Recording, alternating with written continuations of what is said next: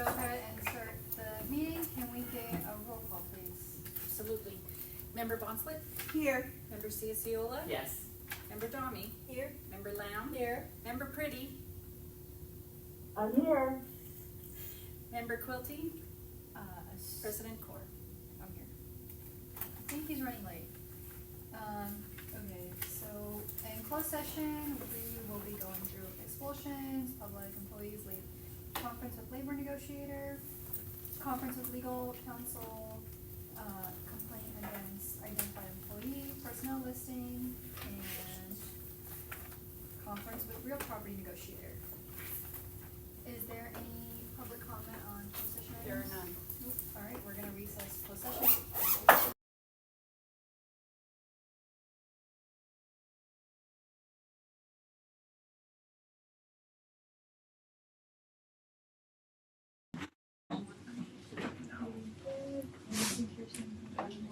All right, and then we call back to open session. Can everybody stand for the pledge, please?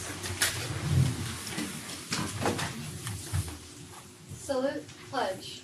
I pledge allegiance to the flag of the United States of America and to the republic for which it stands, one nation under God, indivisible, with liberty and justice for all. Thank you. Okay, do we have any requests for agenda reorganization? No, I don't think so. Sorry, 1 second. Okay. There's one thing to report out of closed session. The board approved a settlement agreement resolving a complaint filed with the California Civil Rights Department, CRD, in the amount of $30,000 by a vote of 7 yeses and 0 noes. Unit report. Yes.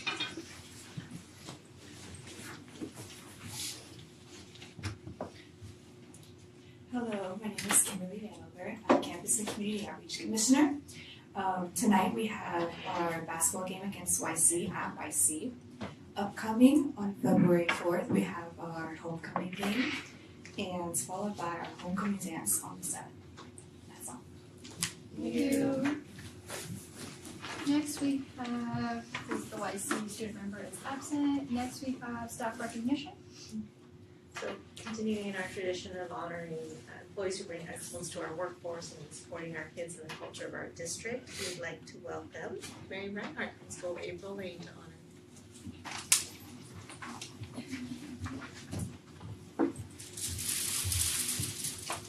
Good evening, I'm Mary Reinhardt, Principal of April Lane. This is Lindsay Vantress, Assistant Principal.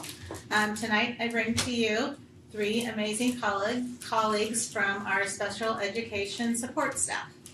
I'm going to start with Julie Bryson. Come on up.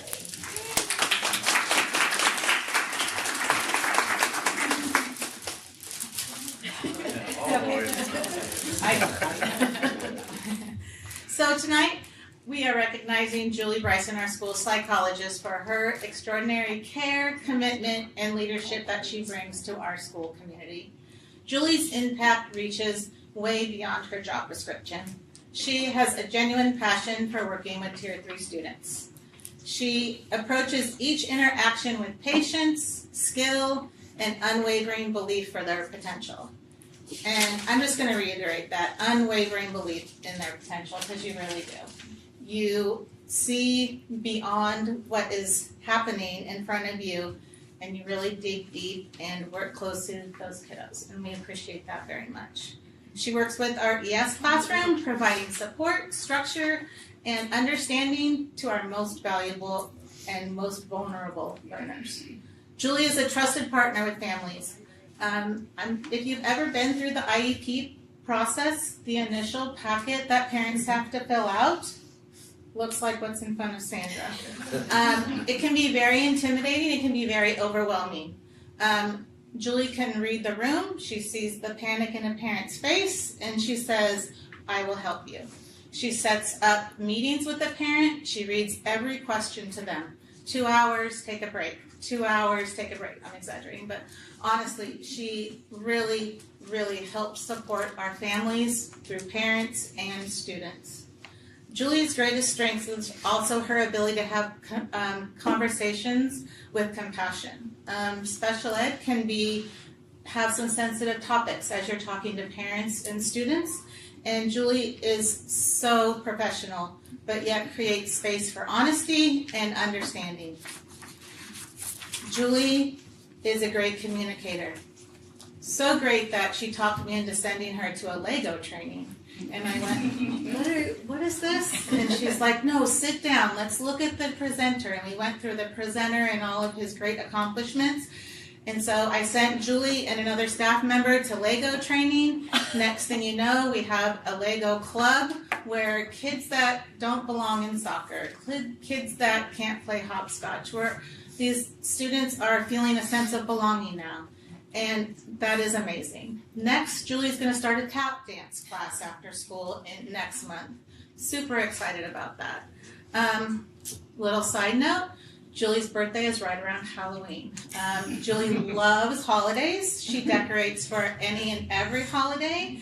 Kids just come in with a smile every time they see the space that Julie is in. It's amazing.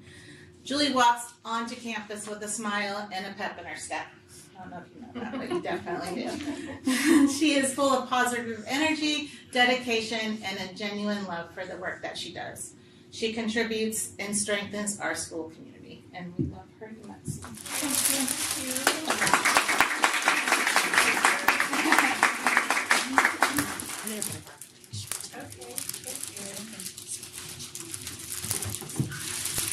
Try not to trip on this thing. Thank you, Lindsay. Thank you. So they have requested that at the end if they could take a group picture. Just a little heads up. Next, I have Anjali Randhawa.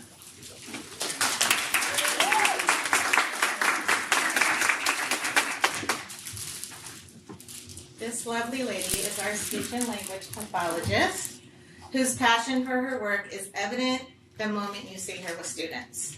She immediately just smiles. She loves what she does. She brings joy, and that joy transfers directly to meaningful growth with the students that she serves. Anjali is a true solution seeker. They talk about 1 minute on the problem. Anjali is probably 30 seconds. And then she dives right into a list of solutions. And she comes prepared with those lists of solutions. And she talks to everyone about solutions and comes together as a team. And that's one of the great strengths of Anjali. She definitely skips kids into class. What do I mean by that? I think she teaches them language on how to skip. And so when we are sitting at an IEP table and kids are coming in behind us to go to her session, they literally skip into her room. It is the cutest thing you've ever seen. And it's because they love going and spending time with a speech pathologist. And that's how it should be.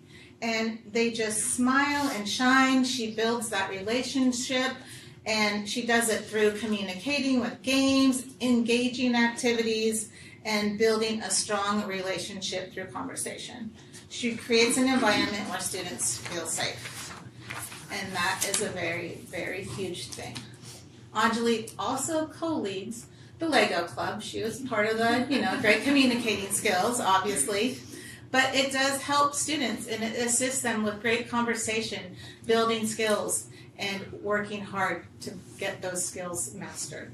Anjali works closely with our TK SDC room, where she spends time working in small groups every day. She has also provided critical support with AAC devices for several of our students, helping them build routines, strengthen communication, and find their voice. One of the most impactful contributions that we have on our campus is due to Anjali. We have 2 AAC communication boards, I guess you would call them, on our playgrounds. It helps significantly with differences that students have in speech development, as well as students that are just learning English. TK kids, kindergarten kids, kids second language. It really is a place where they gather to talk about what they see in front of them. She has also put an AAC communication board up in a community park as well. Anjali adjusts her schedule to meet the needs of her students, never the opposite direction. Her flexibility and dedication and student-centered mindset explicitly explains the professional that you are. Yay.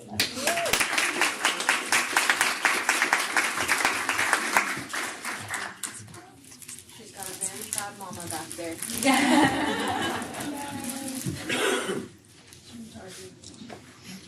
Thank you.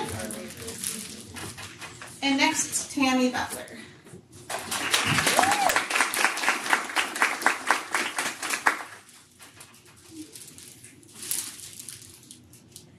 Tammy is our paraeducator in our Learning Center. Tammy has many years of experience, and those years of experience have truly shined through this year specifically. You are welcome.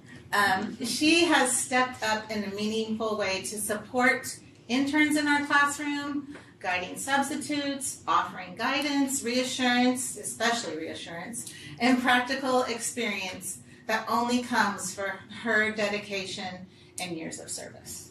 Tammy is the backbone to the Learning Center, ensuring it runs smoothly day in and day out. The remarkable relationships that she has built with students.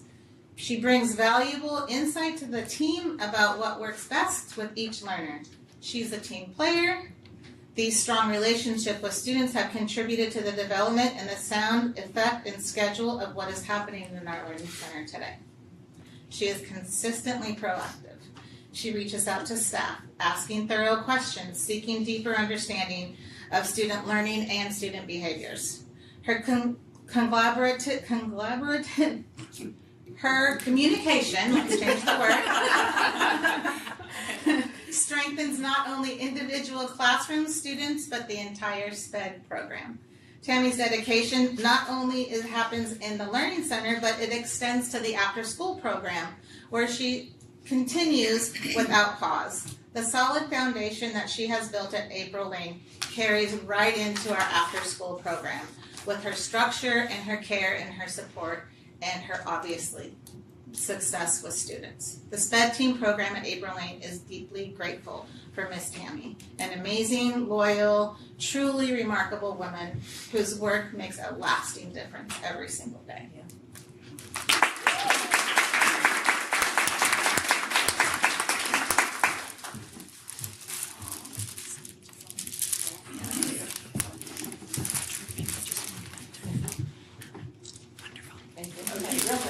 Picture. Come on, girls.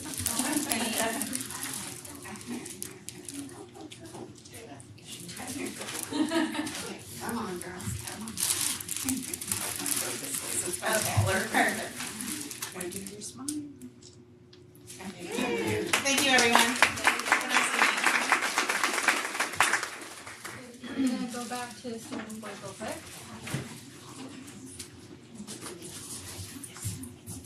Hi guys, I'm so sorry I'm late. I had some transportation difficulties, but so far all we have is our City Sweetheart Dance. New college courses have started again. We also have this semester we have juniors CASP testing. We also have basketball season going on right now. Today's YC versus our year. Yeah, that's it. Okay. Thank you. Thank you.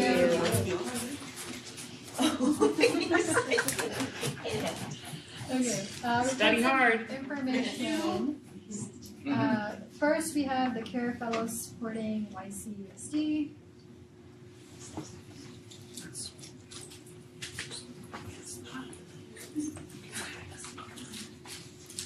Hello, good evening everyone. We hope you guys enjoyed the cookies we got you. My name is Hermeet and I'm a fellow with CAD, a student-led program about educating and preventing substance use within the youth. I currently lead a cohort of 8 interns who are here to discuss a very important topic today, placing Narcan in every classroom. CAD is especially meaningful to me because I was also an intern 4 years ago, and I'm so happy to learn about all of the progress that has been made in the past 4 years, but I know there's still a bit to go as we are still hoping for Narcan in every classroom and for teachers to become certified. Now I'll turn it over to our interns who will walk you through their prepared presentation.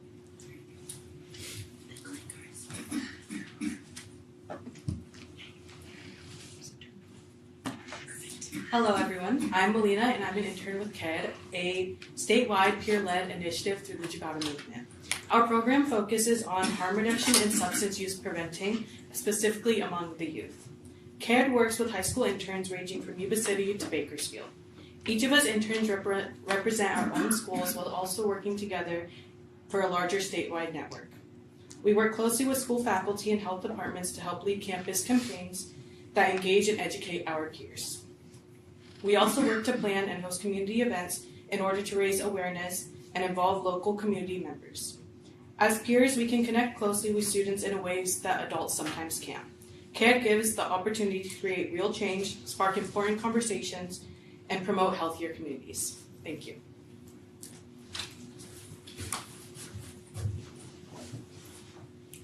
Okay, hello everyone, I'm Ramon, and next I'd like to share a little bit about our past work and also some of our future ambitions. So, in the past, we've hosted and participated in a variety of events, including community town halls, educational movie nights, campus campaigns, and youth fest. Our focus is prevention, education, and safety. Mainly, we want to increase the access of Narcan on school campuses. Since we've helped get Narcan on every security guard already, we want it to be in every classroom. And next, I'll let Thomas start. Hello everyone, my name is Tarnji Singh, and I'll be going over the survey results. So, consistency is key in policy. Keeping this in mind, we collected data from the River Valley High School and Yuba City High School campuses, surveying over 60 students. In our first survey, students were asked which substance was most common on campus. Leading with 70.8% was tobacco, in the form of vapes, e-cigarettes, and Zins. Relatively, resources offered to students were in the proportion of 56.9% to 43.1%, representing a lack of resources. Since this statistic, our team has been holding tabling events in which we raised awareness against alcohol and substances. Surprisingly, however, when students were asked about awareness of drug-related health education on campus, nearly 85% of the students responded with little to no education. This lack of education is a clear danger because nowadays, fentanyl is disguised in Sour Patches. So if one student takes a Sour Patch from another on campus, he is at the risk of an overdose. To highlight this very significance, the California Health Kids Survey highlighted that nearly 21% of 11th graders in Sutter County use marijuana. And guess what? For grade 7 students, it was 5%, where the state average is 3.1%. Getting every teacher Narcan certified means that we can save the student that is overdosed by the Sour Patches. And going forward, these were our survey results, which I talked about. About 85% of students having no to minimal education on substance-related drugs. And then following this, we have some reports here saying that 13.8% of students reported more than 8 incidents on campus which they saw themselves. Thank you.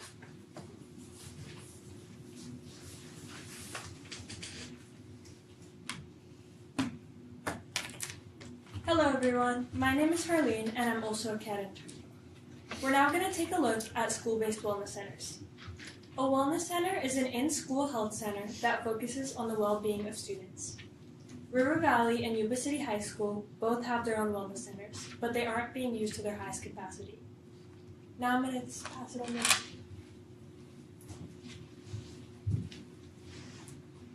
to Hello everyone, my name is Navia and I'm an intern from River Valley High School.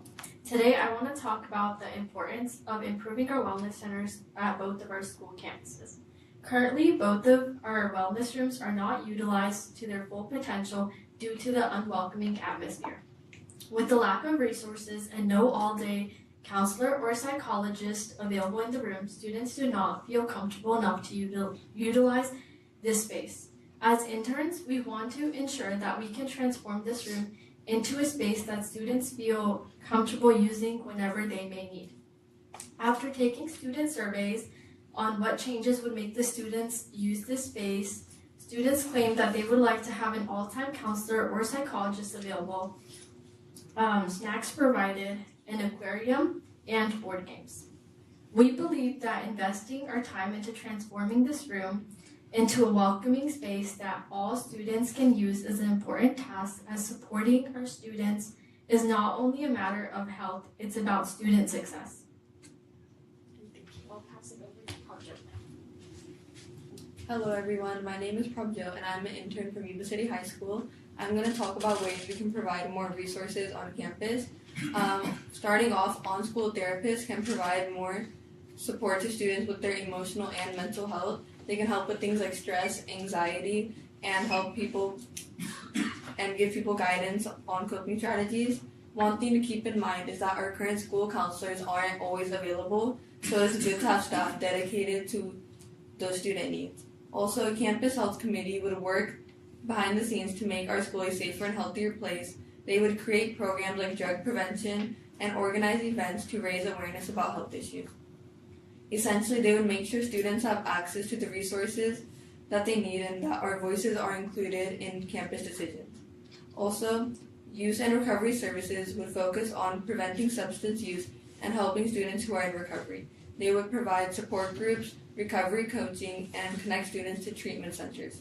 Their goal is to help students stay healthy, make informed decisions, and develop strategies to cope with challenges without turning to substances. Thank you. Hello, my name is Arnleif and I'm another CAD intern. Over the past 5 years, the program has had interns advocate for Narcan on campus.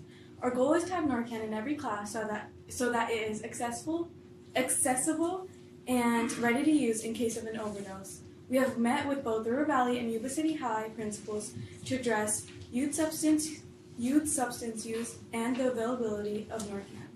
Their main concern was teachers having the certification to administer Narcan, and after conducting a survey, majority of the teachers are willing to be certified. While the principals approve with having Narcan on campus, we need our school board to approve a mandate. An example of a district who has already done this is Fresno Unified School District, and we believe that this is a crucial step in ensuring student well-being.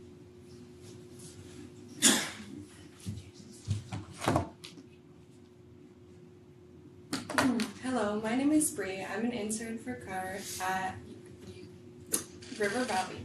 Today's presentation highlights the importance of being proactive rather than reactive when it comes to students' health and safety. Implementing Narcan in classrooms, fully utilizing school-based wellness centers, and supporting programs like CAR all share a common goal: protecting students while providing education, resources, and support. As substance use among teens continues to rise, it's critical that schools respond with compassion, preparedness, and prevention. These efforts reduce stigma, increase access to care, and create safer learning environments for everyone on campus. We appreciate your time and consideration, and we hope that you will join us in our internship for the well-being of our students and our community. Thank you so much. Thank you guys. Thank you.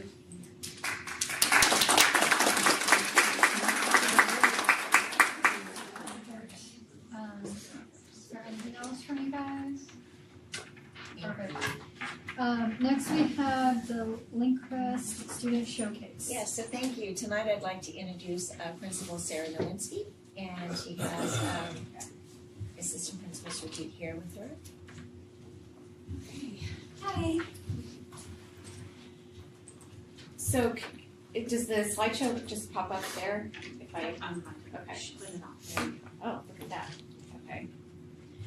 Okay. So I'll go through these slides. I'm going to talk about some of them, and then Surjit can talk about some. And then, is this interactive, or do I just talk? If people want to ask questions, that's fine. Okay. If you prefer us to hold off, we can do that too. I don't. Either way, yeah. Interrupt. Yeah. Okay. So, all right. So, Lindcrest School. I've been the principal there for 10 years, and before I was there, I was at King Avenue as the principal, and I'll never forget when I wanted to go. I met with the former superintendent, Nancy Auberg, and she sat me down in her office, and she said, "Are you sure you really want to go there?" And I said, "Yes, I really do," because I was excited about, a bigger school and more challenges, but really what I've learned is that Lindcrest is a little special community in and of itself, and it's like a family, so it's super important that whoever is kind of there running, as the principal honors that. And there's so much history to this school. If you've ever been there or had kids there, we do things that we've been doing for, some of the things like a half a century, like 50 years, traditions and activities. So it's just a neat place, and all of my kids went there, and it's a special place. And if you haven't visited, please come by. Okay, so we are a school of fluctuating. You're going to do that. Thank you. Fluctuating right now, it's 570 or so. When I first started there 10 years ago, it was like 680, I want to say. Our enrollment dropped quite a bit during COVID, and it's kind of crept back up since then. We have 38 certificated staff, plus N3. I don't know what that N3 means. I think it means like extra people, like admins. About 22 classified staff, and then we have a ton of instructional aides that work with our after-school program, but then they also work during the regular school day doing small group help in classrooms. Low socioeconomic, 75.5%. Again, to me, that's a representation of our community and how it has evolved and changed so much. I think when I started there 10 years ago, that was in the 30s. English learners, 19% right now, and we've had it up to as high as, I want to say, 24 or so in the last 10 years or so. Foster youth, 70%, and then students with disabilities, 18. We've got 2 district special day classes on our campus that were new to us last year. We have one that's 3rd, 4th, and 5th grade, and then right now another one that's 1st and 2nd grade. And so, although that is, something that offers more challenges with more meetings and just higher needs kids, it's been a really great thing for our campus to have. Just in terms of the general ed students, interacting with these other students that might have more special needs. And also, I think it's been good for our staff to see, that there are lots of different kinds of classrooms out there, and it's been a learning experience for everybody. So I've liked that. That's been a nice addition. Okay, so Lindcrest's inauguration, I guess, was in 1958. I learned this a while back, that Lindcrest, the name, comes from Lincoln Road and Hillcrest Road combined together. So those were 2 main streets, I guess, back then in the 50s. Lenny the Lion is our mascot. He comes to a lot of our events, and our school colors are blue and yellow. Next, do you want to talk about this stuff? Okay. Good evening. So tonight for me, this is a true honor to be able to present next to Sarah. She mentioned that she's been there 10 years. This is my 2nd year at Lindcrest School. And in that time, if you can think, or I can think, or anyone can think of the fondest elementary school memory that you may have, this school is about creating all of those. So what this school offers is the presence of the staff in a way that builds the culture one moment at a time. Every program, the structure, the infrastructure, the emotional growth, the social growth, the academic growth, all of it is combined in a space where everyone has boots on the ground, and Lindcrest PBIS is just one of those aspects that can be considered a program, but it also speaks to the entire culture of that campus, where everyone, every staff member, every single staff member on that campus internalizes and works to establish this state where there is that responsibility, that kindness, that safety, all of that language that's there, but doing that in a manner that protects student wellness in a very, very special way. So the PBIS team is so, begins of course with the leadership team bringing that to the school, but the actionable part of that happens from the yard supervisors that are out on the yard managing 100 students out there, right? And the classrooms and all of that. So it occurs through this system. And we're very proud of the PBIS structure there, which then brings us to special programs. And on our school campus, we do have our school counselor, our full-time school counselor, and we do have a part-time social worker who are available in our wellness rooms. And of course, we always work to build our wellness rooms. So thinking about the presentation this evening, we are looking to always optimize that space. And our team meets with us regularly, is out in classrooms consistently, and really puts together those experiences for children that bring this reality. This picture just represents one project out of so many that help students reflect on their own growth and share it and express it in meaningful ways. This picture here truly, truly speaks to the heart of the campus. Aside from it being a physical heart, and heart has a special place for me, particularly at this time. But what makes it special is on this campus, there is the ability for that individuality, but there's a collective aspect. There's a dynamic aspect, right? There's movement, there's fluidity, there's structure. There's all of that is present on this campus. And the children, the students on this campus, from the moment that they step on campus are greeted with that, and when they leave the campus, leave in that way. These shirts that are here, I've seen them represented in those different colors in classroom mascots and different things, and they just weave it into everything. But this really speaks to that this campus is about the heart and the soul, and it happens through staff work. One really important aspect of our campus, of course, leadership in any form is critical, but student leadership is empowering in a very different way. Our leadership team, the student leadership team, meets consistently, puts together special programs, is part of school assemblies, and does all of those things to build up every single student in a meaningful manner. And with that, of course, the structure comes with the planning from the adults, but when children and students are empowered to act through a process of leadership, it's pretty phenomenal, and we get to experience that at Lindcrest. This feature here, this is my first time within the school district that I've been part of this type of program through the Blue Zones process, where families get together and meet and walk together to school in the mornings, and we have one this Friday. You can come out and join us. 7:30. 7:30, yes, where we meet up here near the 7-Eleven on Lincoln Road, and we just walk together.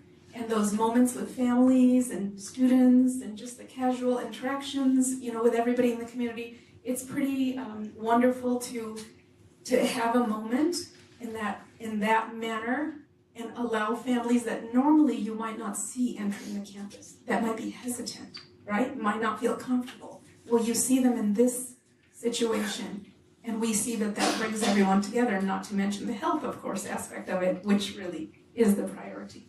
So with that, turning it back to Sarah.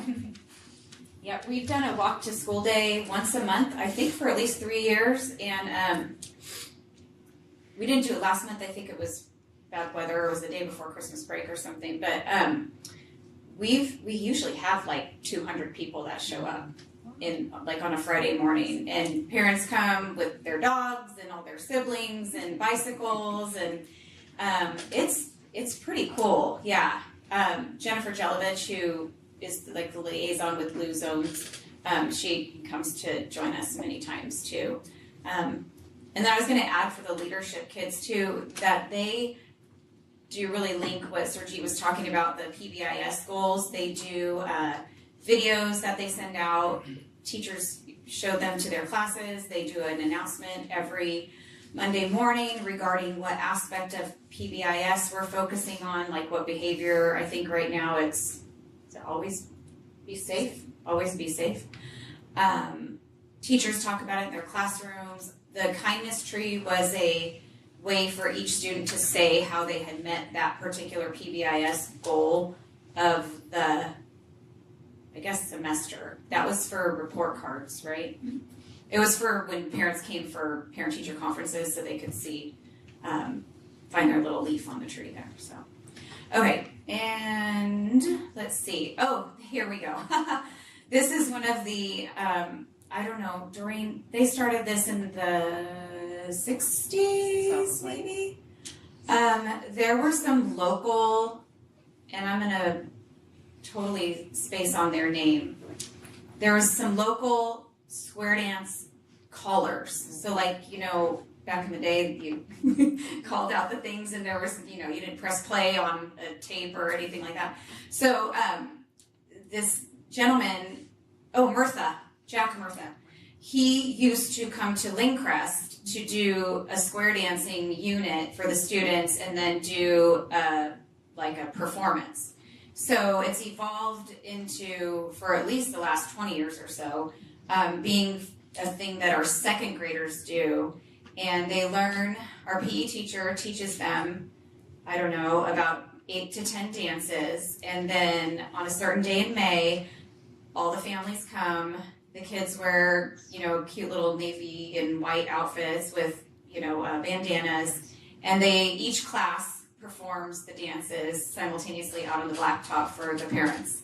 And for most of the school comes out now to see it too.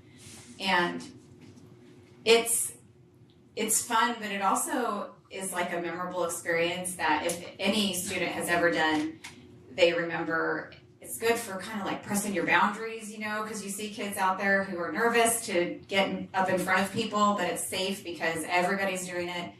They have audience participation, so parents and staff can participate. It's just a great community building event. Maybe it's something we can bring to the high schools for these dances. Isn't Sadie Hawkins coming up? Like a little square dance Sadie? Oh, yeah. There you go. Pretty fun. Come on, relive your second grade year. Square dancing was a core memory for me. I almost just started singing some of the songs because I have them all memorized in my head. But we did it in middle school, and we did it to CC Dance Factory. Oh, yeah. You don't know. Nobody knows. I think that was one of my cheerleading dances in high school. Do-si-do around. Oh, like a mix. Yeah, it was like you were square dancing, but you're square dancing to the hippest music of the 90s. Or whatever. But anyway, that's awesome. Do you do any other dances, or is it just square dancing? Do you do swing dancing? It's just square dancing. No? Yeah, I mean, I guess our PE teacher does Dance Revolution. Honestly, after having seen a couple of high school dances, it would totally pep up the place. It's fun because everybody gets to do something, and it's not hard. A little less penguin, a little more. Oh, isn't that what they call a stupid dance? No? All right, sorry, No, Sarah. you're fine. You are good. You said interactive. I did. We also have a career day that our amazing counselor organizes. We bring in guest speakers from the community to our 4th and 5th grade classrooms. Meaning the students, get a little sheet where they take notes. It's really guided easily for them to take certain notes and then write down any questions that they have. This one in particular, I watched this one. This was really cool. Not the mom, obviously, that's, I think, her daughter. But this mom is a longshoreman. And she works in Long Beach and San Diego. And I learned that you can only do that job if you have someone in your family that was one. And then you have to even still put your name into a lottery or something. It's a super coveted job, I guess, which sounds crazy because she was talking about how dangerous it is. But that was a neat thing to learn about because that's something I mean, I'm sure I didn't even know anything about it. None of the kids had heard about it. But we have had doctors, dentists, athletes, professional fishermen. So we just try to get a whole wide range of different, careers, trades, whatever, for the kids. And they learn a lot too. We do an art show, our 4th grade teachers, I think it's in the spring. Yes, spring. They study artists throughout the year and then each do a piece to display at the theater on Plymouth Street.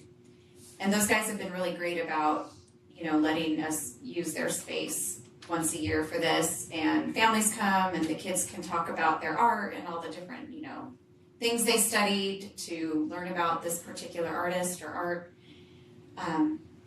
So that's another, yes, open to the public. So you're welcome to come also. So is the art auctioned as good idea. as Apple?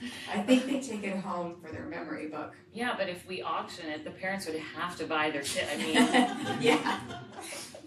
Exactly. Can't have your kid's art piece and nobody bids on it. Yeah, some of them are pretty good, actually, impressively. Yeah, this is giving Andy Warhol. And then we do a buddy program. So our older students, 3rd, 4th, and 5th, are all paired up with a lower grade class, TK, K1, 2. I want to say it's maybe 1 or so of our 2nd grade might be the big buddies for TK kids if the math didn't work out correctly. But they usually get together at least twice a month, maybe once a week. They do little things like read together, as you can see. They definitely do seasonal activities. They do outside events together. Even sometimes we have older buddies, like if a student in kinder or whatever might be struggling out at recess or, they're getting in trouble or just maybe feeling a little shy, any of the above. Their buddies, I have actually just saw one a couple days ago outside at the kinder recess.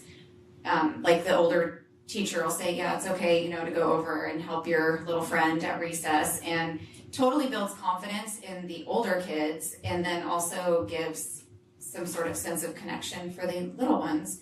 And it's nice because our teachers then kind of work together across grade levels that normally wouldn't. So it covers a lot of ground there. And then, there's more buddies. So cute. Okay, and then now the last couple years, our 4th grade teachers have been doing writing buddies with River Valley High School students.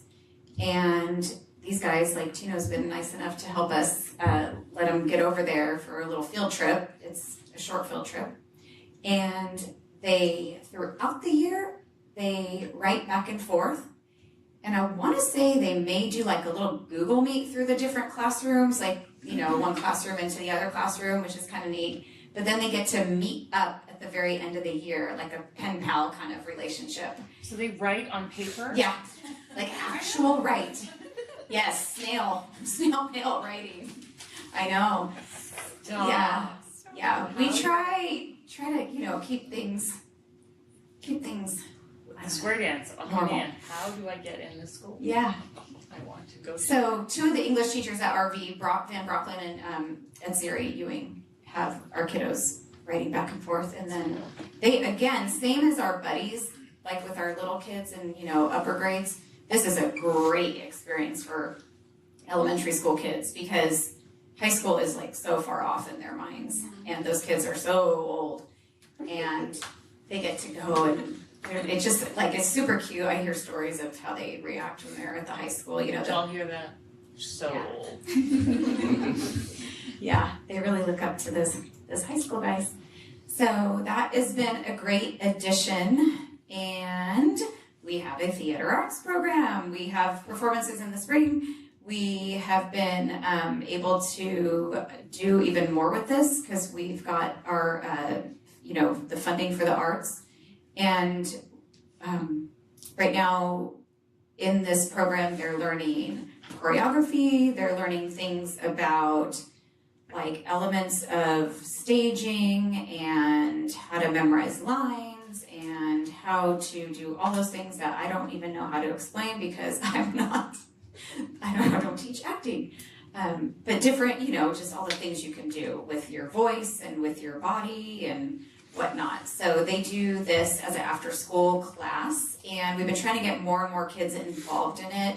So like, instead of just doing one show or one group of kids, this year we've talked about, and we are having like maybe a certain group, younger kids, say third grade, maybe they're not ready for a full-blown performance, but maybe they can take some classes on some element of drama or theater. So that's that. And our PTA is amazing. We do stuff almost every month, and they put in so much time to do things for our school. We have a family movie night that probably has like 500-600 people show up. We had a trunk or treat this year that had, I don't even know. Oh no, you didn't get to. I want to say that amount or more. They're phenomenal. And then some of the things they do too, like the movie night, isn't really necessarily for fundraising. It's just more for like bringing in community. We have like our jogathon. This year they want to do it as a color run. Yeah. We have a VIP day. It used to be called Grandparents' Day, but now we call it VIP Day, where they get to come and spend some time in a classroom or do an activity with their student. And I think we're tossing around like a picnic lunch idea where they stay for a little bit during the middle of the day. So that's PTA. They have Facebook, they have Instagram. They try to publicize a lot of things. And then our AVID, obviously, we have AVID like other schools. This year, we really try to hone in on having goals for different parts of the year and trying to connect it to all of our other things that we're doing in the classroom. And, oh yeah, that's me reading to a kid. Mrs. Harvey, our kindergarten teacher, has all of her students convinced that they're authors. And so they're all writing books, and then they get to bring them in for us to read. It's pretty cute. They're adorable. And they're saving them and making a classroom library of their own books that they published. And here's just a couple little things. It's microscopic, I apologize. The thing on the right, the chart, is what we're working on for our AVID goals, to tie all of our grade levels together, just to sort of show like, here's the things we've been working on for the last few years, and here's what every grade level's doing, just so everything's in one place. There's things on there about writing, collaboration, and so on. And then our little dashboard there, we're super proud of our English learner progress this year. And even though our math is in yellow, and I wish it was in green, but our scores went up super high. And I know that's 100% because of the work our teachers do to like meet together, talk about how kids are doing, intervene right away. Same with ELA, it didn't go up as much, but it's going in the right direction. And then these are just kind of some things. The PLC, we were in here and got that award, but really the crux of that is that that's all about teachers being their best in the classroom with kids, and us trying to, spend time and dedicate as much time as we can to those conversations. And then PBIS, Blue Zones, you've heard about that already. And then this is kind of the end here, just to like reiterate what we do. The little last part there is basically the conversation that teachers go through twice a month in their meetings on Wednesdays when they have early release. And this is just a copy paste from one of the, I think that was from 5th grade. But they all do the exact same thing and look for the same, results for kids every couple weeks or more. And that's it, I think. Unless there's anything else. So I want to compliment the team at Lincrest, the administrative staff, and both certificate and classified. I think you can see Sarah's been able to manage to keep a lot of the traditions going at Lincrest, because some of those literally have been there for 50 or more years. but also has worked on the academic achievement, making sure that that's the focus. But you can see they're incorporating this, and because of this, Sarah's been named the Calusa Center Union Elementary Principal of the Year. Yay! Yay! Thank you. Thank you guys. All right, thanks guys. I just want to. You're not holding that over your husband's head or anything. Oh, well, but the kids did say, gosh, you know, he's never gotten that. I was like, yeah. I just want to say one thing really quick. As a former county teacher, about 5 years ago, I had the privilege of coming onto this school site, not to view Lindcrest, but to go to one of those county-operated classrooms. And the integration of like PBIS that Mrs. Herod talked about as well. I just want to commend you guys on how much you guys do to make sure that county kiddos don't feel like they're any different than your kiddos. Yeah. And I remember walking onto that campus and seeing the cart that had all the goodies. Oh, yes. You guys used to go, I don't know. We if still, that's- yeah. That, but it was so nice to see that those kids are also included because majority of them are Yuba City Unified kiddos anyways, right? Yeah. And I remember being a county teacher at a different school site, but really being envious of what you guys do. Yeah, we have, we didn't even, you talked about it a little bit, we have monthly assemblies where kids get Student of the Month and we play games, like whatever the PE game is, we have a big competition, it gets really fun, but the county students too, so they get a Student of the Month as well, and the PTA includes them in everything, and thank you for saying that, because we've tried to really make sure that they don't feel separated. There's two classes And you there. guys do a phenomenal job. Yeah. So. Danielle, my daughter is a psychologist for Sutter County, and she goes to your school and she loves it. Yeah. She loves visiting your school and hanging out there. Yeah. Plus, you have a big kid 3-wheel bike. That you need to come right. That's like the best part. It's a large tricycle. Eric Smith's figure. Yeah. Mr. Smith. Yes. Playing with cups. Yes. Cups. Oh, we do cup stacking. Yes. Which is a professional sport. So when I questioned why are we doing this in PE, it is professional. It's taken very seriously too. Yes. Still is. Thank you. All right. Thanks. Thank you very much. Sally here. I'd like to say something. I absolutely adore having Lindcrest right in my neighborhood, and I think it's the most amazing school ever, and all of us should visit there often. There you go. Thanks, Shelley. Moving on to the Yuba City Charter School Annual Report. Yes, so I'd like to welcome to the podium Superintendent Principal Kurt Cooley. Some of you may remember him. He used to sit here as a board member, but he's going to give us his annual report. All right. Well, thank you so much for having me. It's always fun to be back here, and it's been a few years now since I was a board member. It's amazing how time flies. But yeah, very fond memories of Yuba City Unified and sitting up here. So I'd like to introduce, I have Dr. Josh Chohan. He's our vice principal at the school and my right-hand man, and it's fantastic to have someone there that really is supportive of the teachers and staff and students, and he does a great job helping mentor our teachers, and he's been there, I think, 15 years or so it's been, just a few years longer than me, not many though. So if we jump into our enrollment, you can see that we're at 249 kids presently this year. 138 of those are K-6, 51 at the 7-8, and if you look at our little tiny high school, we have 39 students in our 9th through 12th grade. So we have a very small core group of kids at the high school level. And then we have 21 students in our independent study program, and those are all 9th through 12th grade. Those students come on and meet with our staff members for an hour a week, some of them longer if they're in special education programs. Of course, they're always welcome to come on the campus at any time throughout the day and get help from us. And then again, like they said, those are all 9th through 12th in our independent study. If you look at some of the changes at the charter school, we have a new science curriculum, STEM scopes that we introduced in 2024. Social studies, we went to impact in 2024. And this year we are introducing dimensions or Singapore math, which you probably might be more familiar with.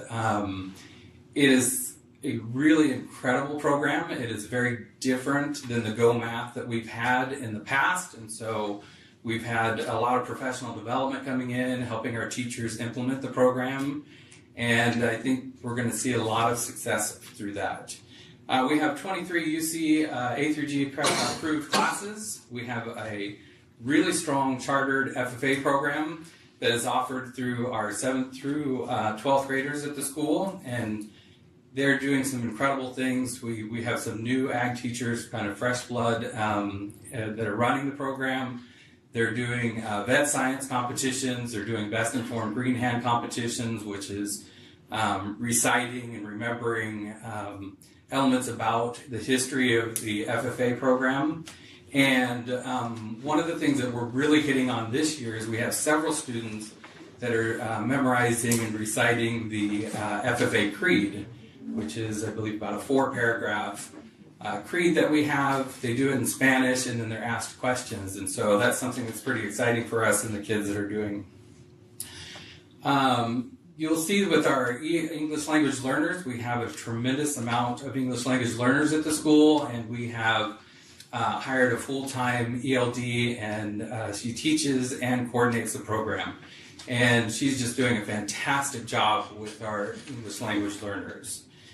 We have a 6-year WASC accreditation through 2030 with the midterm coming up next year, which we're really excited for that.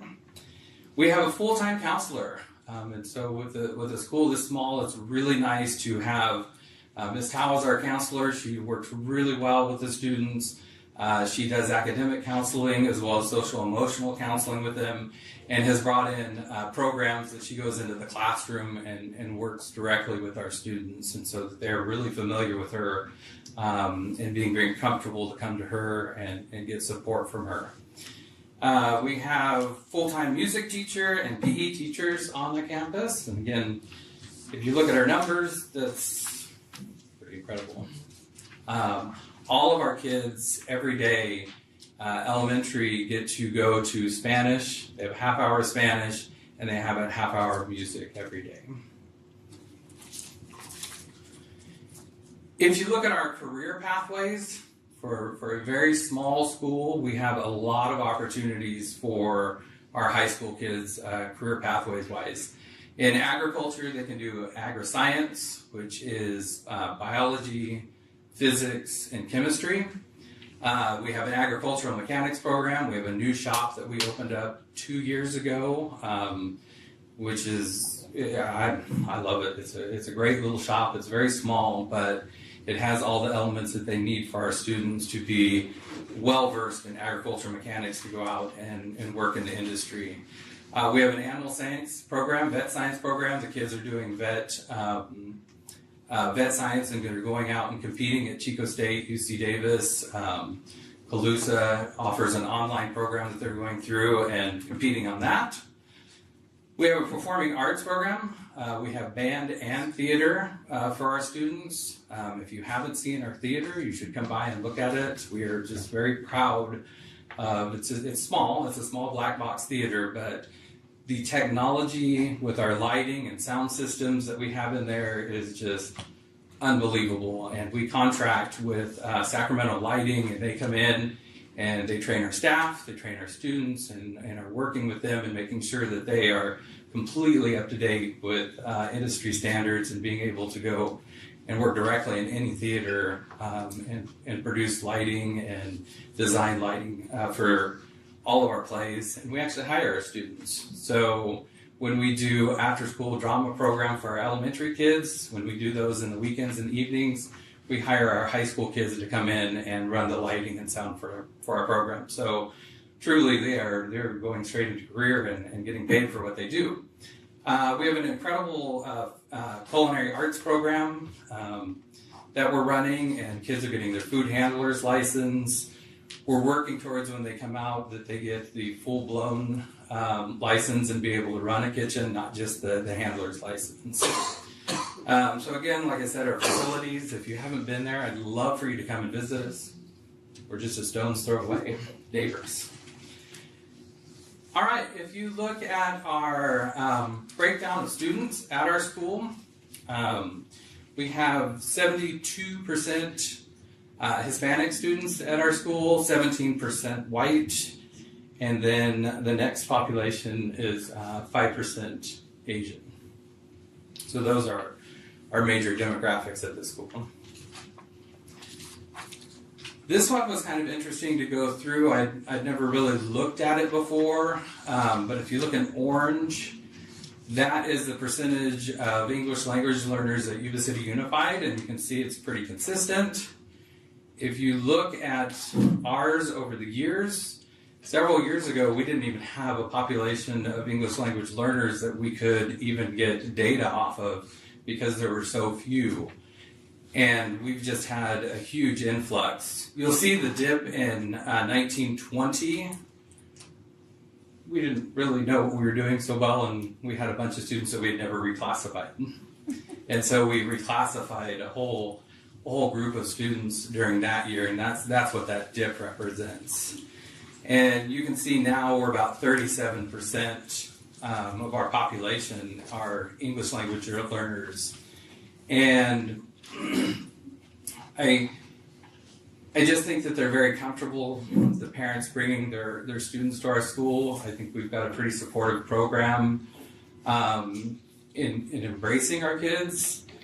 One of the challenges that we've come across is when we had a very low English language population, they were forced to learn English because there really was no other option.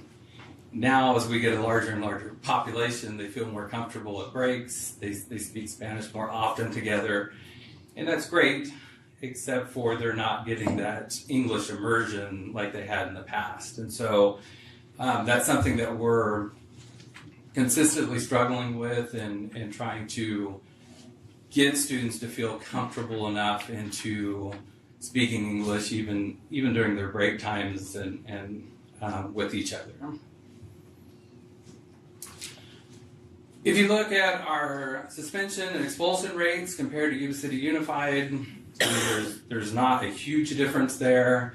I think the numbers are very skewed because it looks like we're expelling kids at quite a bit larger proportion than Yuba City Unified is, but that's a representative of 2 whole students last year. So we don't expel very often, but sometimes we have to. Yeah. Sometimes we have to. I hate doing it, but they put themselves in that situation. So this graph, I don't know if you're familiar, if you remember from the past when I've presented. In the gray, that is the percentage of students that are not meeting standards.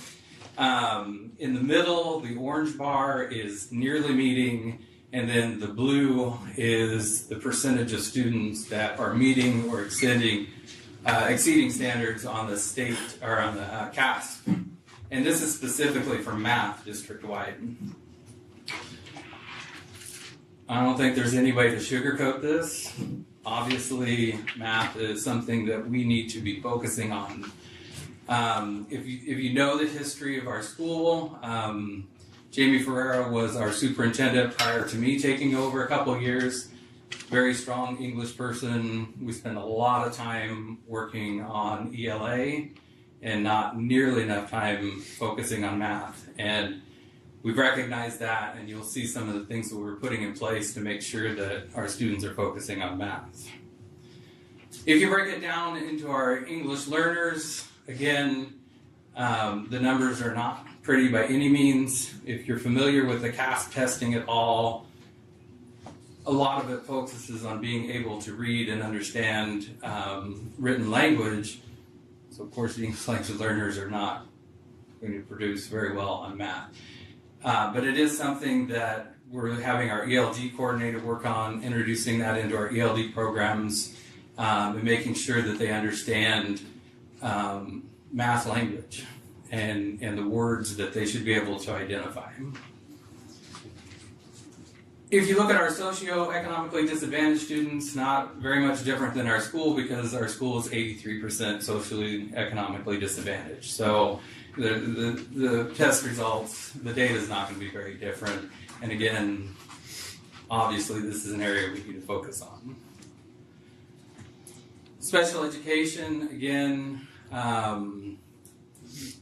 it's a small shift in the right direction.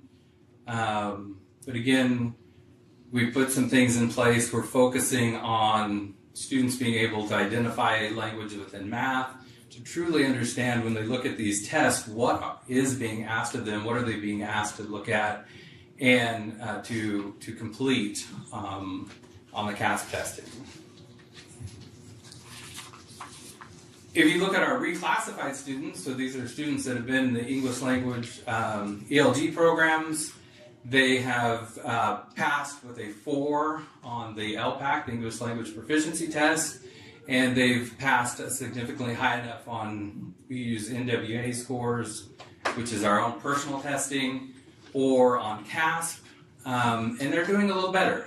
So you can definitely see that the percentage of students that are not even getting close to passing on the CASP test is much reduced than previous years, and it's definitely trending in the right direction.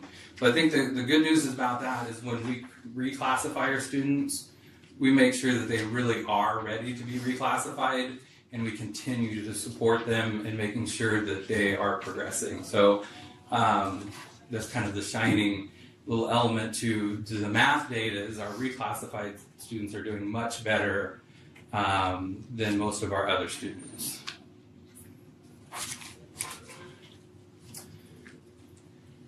As we get into ELA, you can see that the scores there are not fantastic, but they are much improved over our math scores. And so the programs that we've been using for ELA, the things that we put in place to help our students academically in the English language area are working. We're definitely trending in a positive direction with having significantly more students meeting or exceeding the test scores for CASP and ELA. If you have any questions, feel free. All right. Again, with our socioeconomically disadvantaged, you are not going to see very much different trend because, again, 83% of our school is socioeconomically disadvantaged. They're going to see the same data results as school-wide. Special education is definitely an area where we need to work on. It is definitely trending in not the direction we want it to.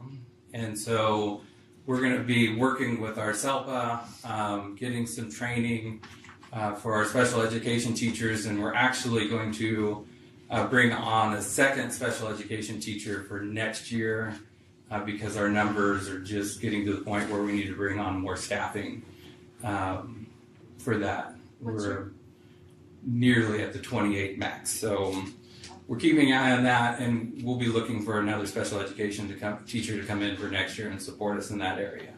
Is it that your caseload is 28 or 28% of your 200, almost 200? No. Our percentages are high as well, but our caseload is getting close to the max. 28?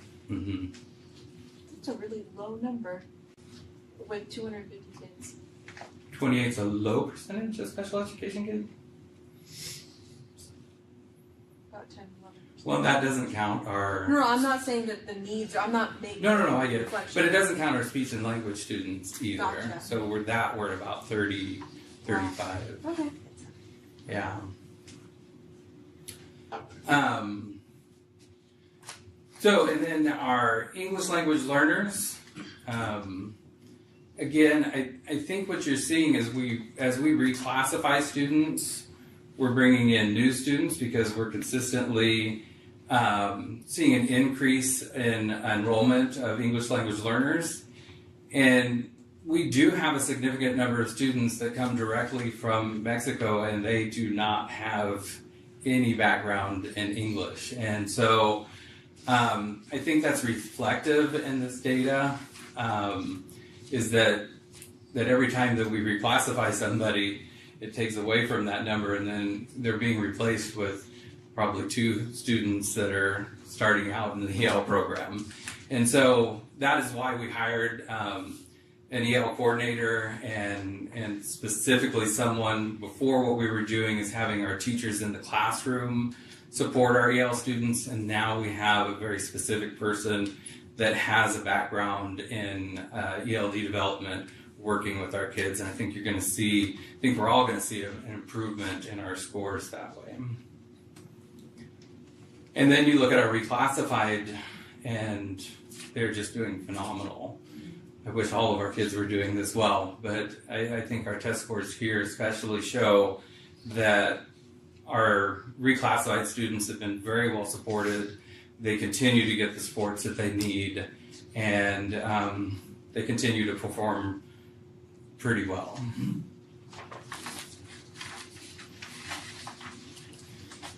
When you break out our high school and compare them to the surrounding high school, again, you're looking at 8 students who took the test. And so you're not looking at very many kids. And I know for a fact that there are several of those students that should have passed that test and did not. And so it's definitely an element in our high school that we're looking at of how do we get the kids to take these things seriously. I think what I was really happy about is this year we had somebody from Chico State come down. They were talking about when they apply for college, what happens with the colleges when they're looking at placement for students. And I think that one of the things we've never really hit on, and probably nobody has ever talked about, is why these scores don't count.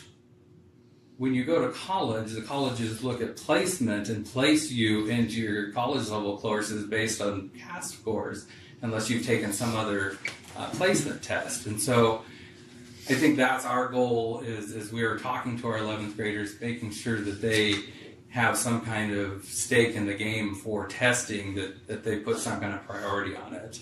And so that's kind of unfortunate that we're seeing 0 of our kids able to pass the math test. In ELA, we're a little better off. Again, when you're talking 8 students taking the test, if one more student would have passed the test, we'd have been into the 40 percentile, right, kind of in the ball game of our surrounding school. So one kid skews the data quite significantly when we have this small numbers we're working with. But again, it's much better. You can see that what we're doing in ELA is heading in the right direction. If you look at our district math analysis compared to Yuba City Unified, Marysville, and the state, again, I think we've noted that this is an area of concern for us. We're putting some things in place, and I think we're going to see. I don't know that we'll see much change this year because it takes some time to implement a new program. But I think year 2 of having dimensions and really focusing on math, I think we're going to see some pretty significant changes.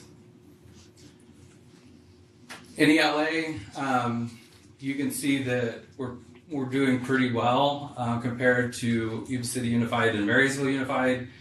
And then if you look at our reclassified students, again, doing really well. And so we're going to continue supporting those students and doing what we're doing with them.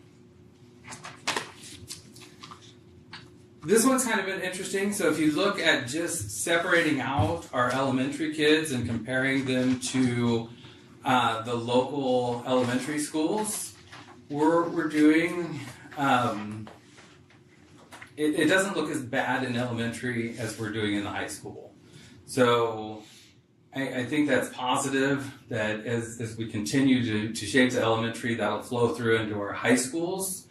The last 2 bars, a lot of our students, when they talk, they've either come from Gray Avenue or transferred to Gray Avenue. And so I wanted to do a little comparison with Gray Avenue. And separate out our data for the 6th, 7th, and 8th graders.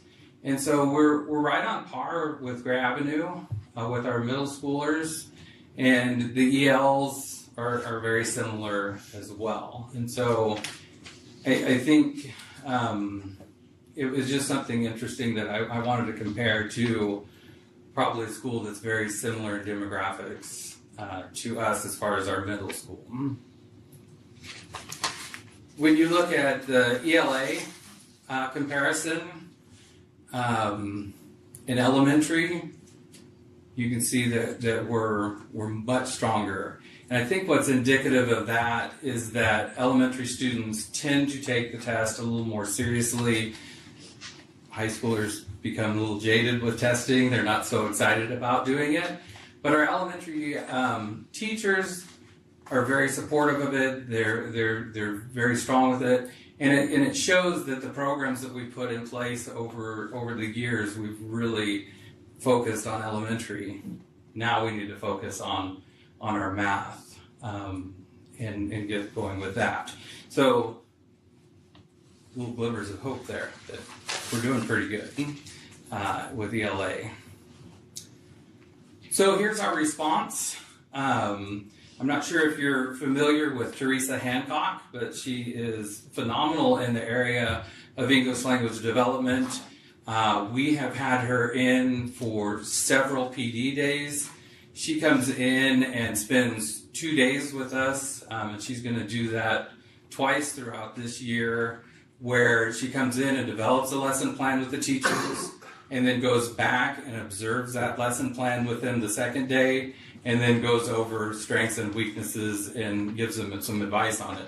And so, good teaching practices for our EL students are good practices for all of our students. And it's been really fun to see the change. And I teach classes as well, and working with our 11th graders, it's really fun when they point out, Mr. Cooley, you need to be using complete sentences. Oh, thank you. So, which tells me our teachers in the high school are using it and the kids are listening. And so I think she's really great, and the teachers enjoy working with her. And I can see the progress just having her in for this short time that she's been doing with our teaching practices.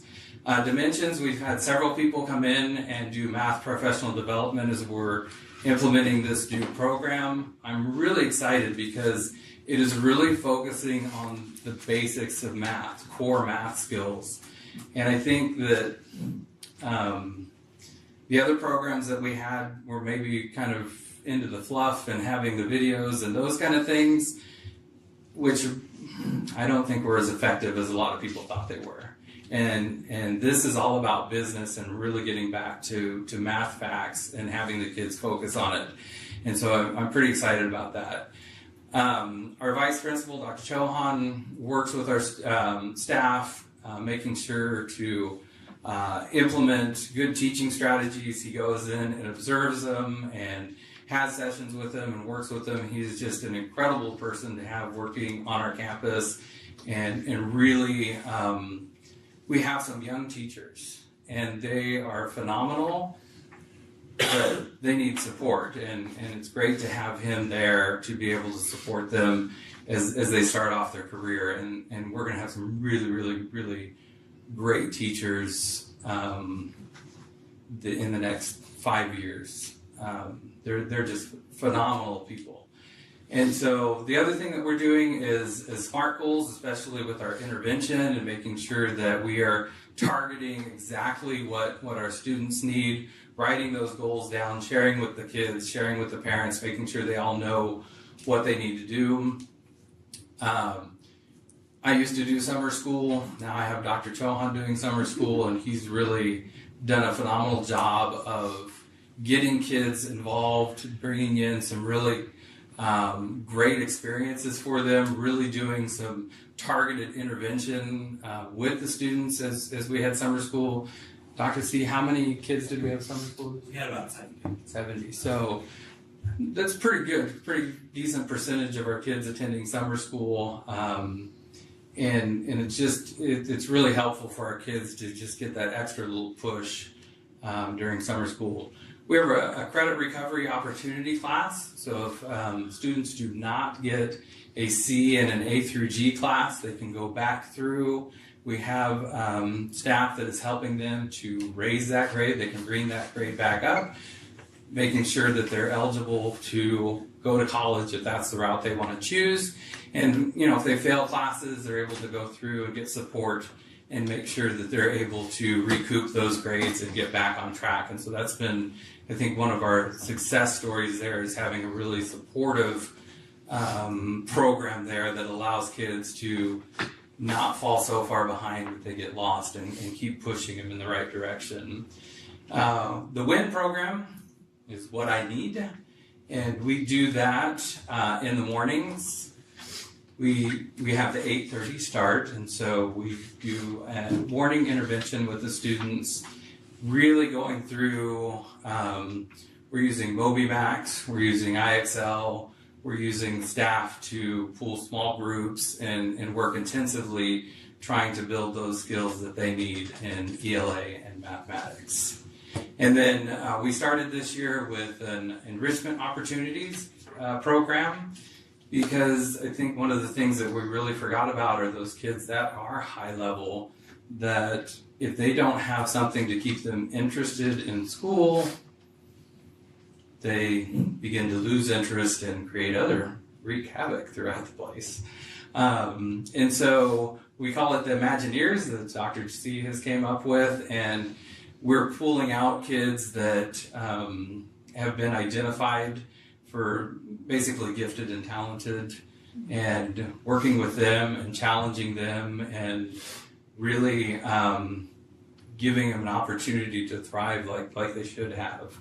So I think you'll see that, for a small school, we've got some really, really great opportunities for our kids. We've identified what we need to work on, and we're working on it. And I think that we're doing some really good things for kids over there. So, any questions? Come visit us. We're a hidden little gem over here, and I think you would enjoy getting to see what we have to offer and enjoy working with our kids. Our kids are very unique. They are incredible individuals. They have a lot of challenges, but at the end of the day, they are really a great joy to be around. It is really an atmosphere that you probably don't see it at many places, especially for a group of students that have so many challenges. But I love it there, enjoy it. That's why I still teach. All right. Well, thank you very much. Appreciate the opportunity to come speak with you. Please come visit us. Thank you. Okay, moving on, the Williams Quarterly Report. Just want to report out that from October, November, and December, we received no Williams complaints in our school district. Okay, any comments from the public on items not on the agenda? Okay. Any questions on the consent agenda? Okay. Can I get a motion? Second. On a motion by member Dami and a second by member Ciola, can I get a roll call, please? Aye. Member Bonsley? Yes. Member Ciacciola? Yes. Member Dami? Yes. Member Lamb? Yes. Member Pretty? Yes. Member Quilty? Yes. President Corr? Yes. Carries. Motion carries. We have to do roll call because Shelley is on Zoom. Yeah. Okay, action item A, new course proposals for the 26-27 school year. This upcoming school year, we have 3 course proposals for the secondary level at the high schools. The first one would be an additional science course. It would be using the NGSS standards, which is bio, chem, and physics, but it is an astronomy course, so we haven't had this in our district. The school that proposes is YCUSD High School, that it would be available for any student in any school that's high school. that's the first course. The second one, the next two are funded through Prop 28. That's our visual performing arts funding. We wanted to continue with piano, so we want to offer intermediate piano. So it really took off this year. We have a lot of sections of that in schools. Really excited about that. And a new opportunity would be a mariachi ensemble, which we haven't had. A lot of districts have it, a lot of schools have it. YCUSD High School is quite excited to offer it. So those are the three proposals we're presenting tonight. I took astronomy in college and it was probably one of my most favorite classes that I ever took. I think so too, and I thought it was going to be a little bit more not as math-heavy, but I loved it. Yeah, it was really fascinating. So it's awesome that we're able to provide these. Yeah, there's no other questions, I can make a motion. Well, I just have one question. I noticed there was no prerequisites. There were no prereqs listed for astronomy. No, there's no prereqs for that course. So this is, so then why is it kind of targeted for the 11th, 12th? Is that because biology is the Freshmen basis? may take bio, then they take chem or physics sophomore year. And they're science, simply they have limited options. Okay. So this would be like a third year science course. Yeah, I like the history woven throughout as well as you study as the, of course, Copernicus and et cetera. I don't know how to get in here, but I have a question. Yeah. How much interest do we have in these courses, and are we actively recruiting for kids to take them so that we can run them once they're approved? Yeah, once they're approved, we would, with our showcases, our counselor presentations, they did some surveys on student interest, especially for the two performing arts classes, high interest in those. For the astronomy course, the department's trying to expand the offerings. We find a more palatable course for some students, kind of based on what Harjot said in terms of the math requirement. Physics and chem does have a heavy math toll on the students. And so astronomy, I feel like, is a little more palatable for students to take as a science course. Yeah, because isn't it just Thank for you. a third year science, if you don't want to take like AP Bio or like AP Chemics, I think it's only sports med, right? For the third year science, the only other course available. Well, they have engineering, so if you're taking an engineering course, that counts as a third year science. But this gives it for more if they don't want to like fall into engineering. I make a motion. Second. On a motion by member Dami, second by member Ciociola, can you do the roll call? Member Bonslett? Yes. Member Ciociola? Yes. Member Dami? Yes. Member Lamb? Yes. Member Pretty? Yes. Member Quilty? Yes. President Corr? Yes. B, Sunshine to YCUSD's initial proposal to YCTA. Okay, so this is me. I'll speak to B and C in general together. I don't need to take them individually as you go through. But we are sunshining with YCTA, our reopeners for negotiations. We are very excited to be working together and starting a public process as we work through the negotiation cycle. And that we are moving forward into the oncoming school year as opposed to anything retroactive. The automatic compensation and benefits open, and then each party gets to bring forward up to 2 articles. And so YCTA is opening class size and hours, YCUSD is opening evaluation, but we all have interest in discussing all the articles that we'll have open. I make a motion to approve. Second.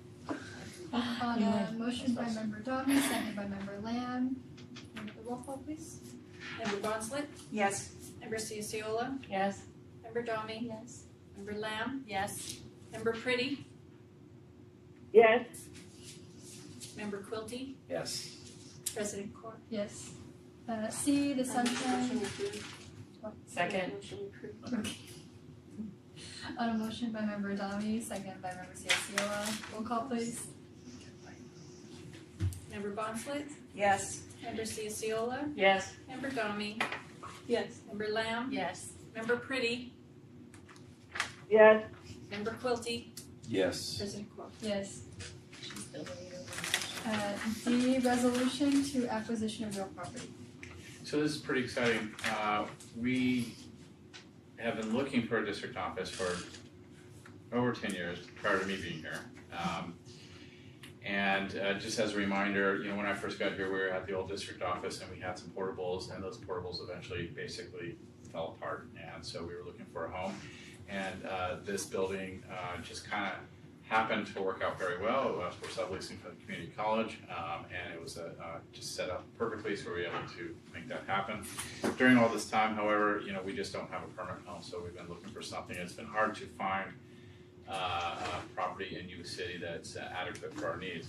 So, in the vein of looking for something that is fiscally responsible, that satisfies the needs, we've been looking at lots of different options, site expansion at the old district office, new construction, and then really the most fiscally, responsible is purchasing an existing building and making it useful for the district. So this is a motion or a resolution to approve two purchases of two properties at 950 Tharp, Suite 1000, Suite 1100. The purchase price is of $1,750,000 for one, $1,695,000 for the second one. This resolution will again approve both purchases, the buyer representative agreement, and also allow the superintendent to sign any additional documents that just close the transaction, that don't affect price or anything like that, don't affect the major terms. And so we are recommending approval of this resolution and these documents. I'd just like to go on record, because I know I wasn't present during the formal meeting at the last board meeting, but I know that there were some numbers that were talked about as far as rental costs, so I just want to go on record and say, like, I'm okay with going through with the purchase of a new property, but I want us to be mindful and frugal when it comes to the renovations. Obviously addressing what the needs of the district are, but just being mindful of what the costs are. So, I mean, if there's no other questions, then I'm happy to make a motion. Well, I just wanted to say something on that, if that's okay. Sure. An addendum with regards to that is that I know when you renovate something, you want to do it right, to be instead of penny wise and pound foolish, as it were. However, understanding now that we are marrying this building, so to speak, like we're buying it, and it's going to it's going to evolve, right? So, like, just as the district evolves and it's evolved, so hopefully long after we're all gone, they'll still be utilizing that facility, and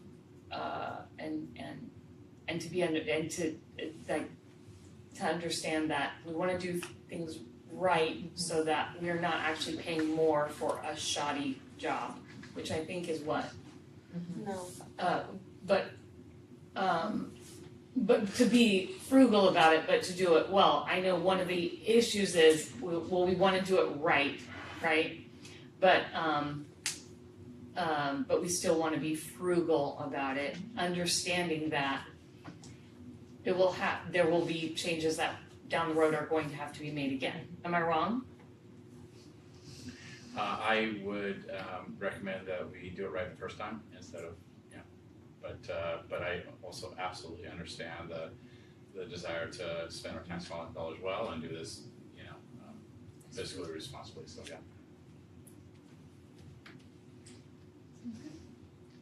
Any other questions? I'll make a motion. Second. On a motion by member Donahue, second by member Ciociola. Roll call, please. Member Bonsley? Yes. Member Ciociola? Yes. Member Domi? Yes. Member Lamb? Yes. Member Pretty? Yes. Member Quilty? No. President Court? Yes. Motion carries. E, school fleet electrification study. Yeah, so at the last board meeting, we went through a feasibility study for converting a portion of our fleet to electric buses, and so there were definitely some questions that came out of that. We researched the questions, we want to present those. I actually have a slide, it's just Yeah, so kind of just throw up the questions and throw up the answers. And I'll just let you kind of move through them as I talk to them. But just kind of a reminder on the last presentation, we hired MV5 to analyze us, moving forward with electric bus project. As a reminder, we talked about the regulation requirements. There is current laws that we have to, starting in 2030, all white fleet, basically our vans and trucks, we have to buy electric. In 2035, all yellow fleets or our school buses have to be purchased are electric. There are current, so we talked about the operational feasibility. Can we run our routes? The answer was yes. We talked about the cost benefits. It is a significant cost benefits, basically $3 million over 15 years.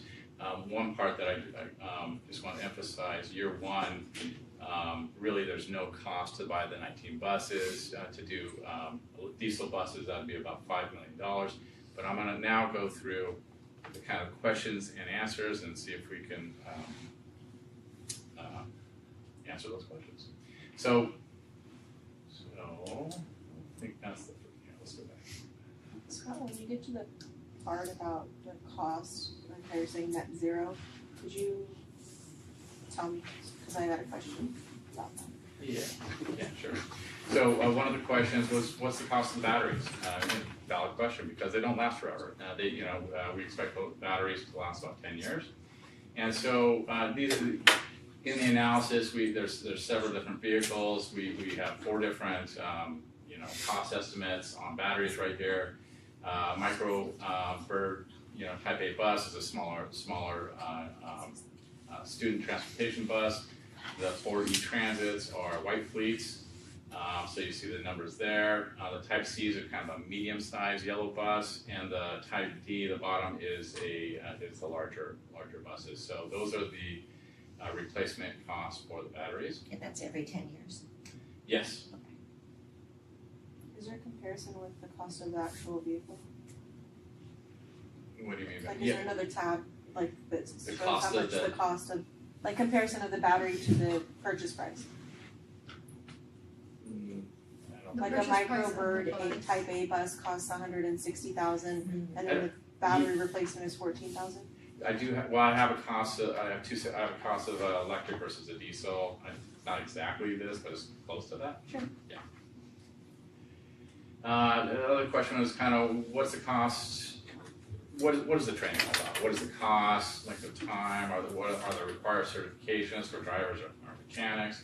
The answer is the vendors typically provide training without charge, and to be honest with you, it's baked into the price. I mean, there's always a cost for everything, but it's a free service provided by the bus vendors that we buy from. But we'll have to pay for the training. I mean, because we'll have to reimburse the time. They're not, our drivers aren't gonna go for free. 100%, yeah. So we train our drivers right now all the time. So we have a permanent trainer because there's required annual trainings and all that kind of stuff. It'll be additional training, initial training. To be honest with you, after that, then it's just going to be the regular training that all bus drivers have to do anyways. Okay. I could speak a little bit more on that. No, that's adequate. Thank you. There's no certification requirements for drivers or mechanics. Question, what's the weight difference between electric bus and diesel bus, not IC bus, diesel bus? So the answer is basically the gross vehicle weight rating is a standard for classifying the vehicle weight. That's the fully loaded weight capacity. You can see the Type C, which is that medium-sized bus. Not a huge weight difference in the two. And the Type D, also not a huge weight difference. The electrics are a little more heavy.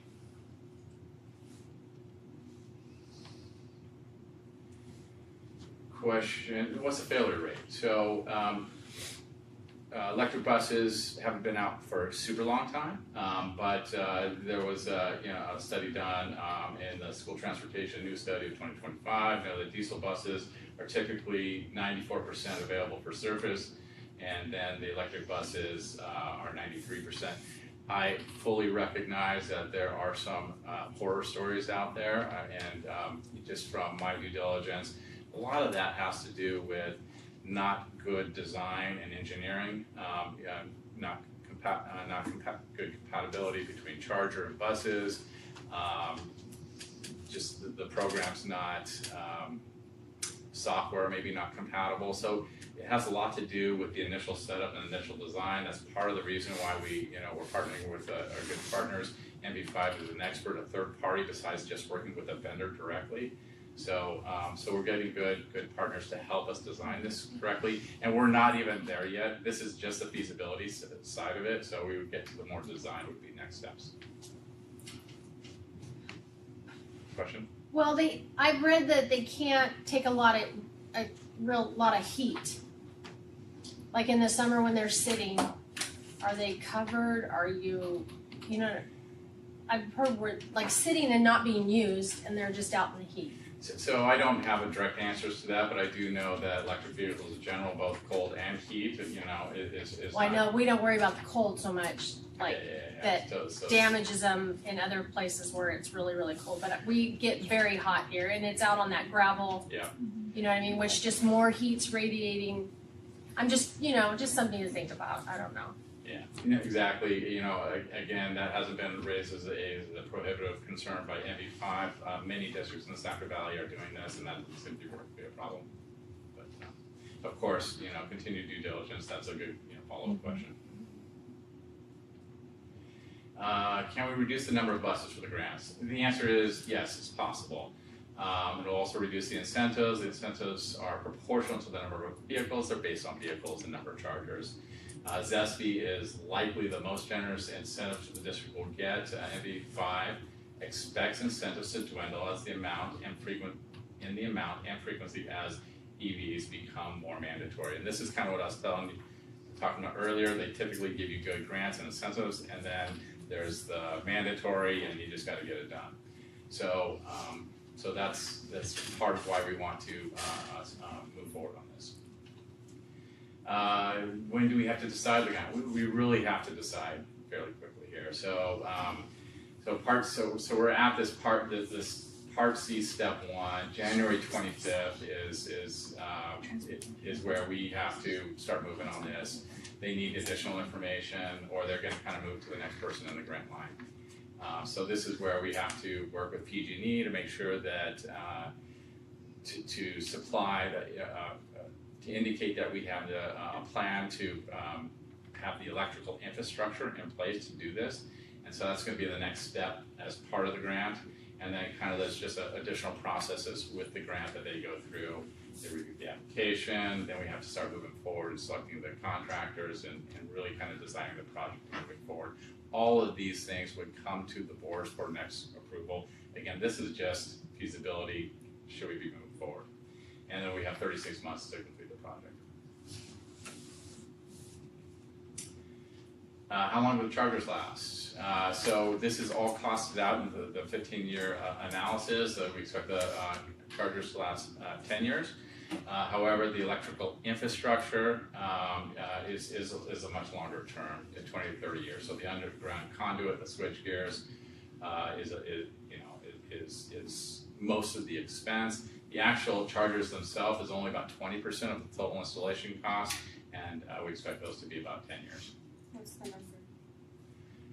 Yeah, I don't have that. 20% seems minimal, but if it's 20% of 100,000, you're looking at 20,000. You're already paying 14,000 for another battery.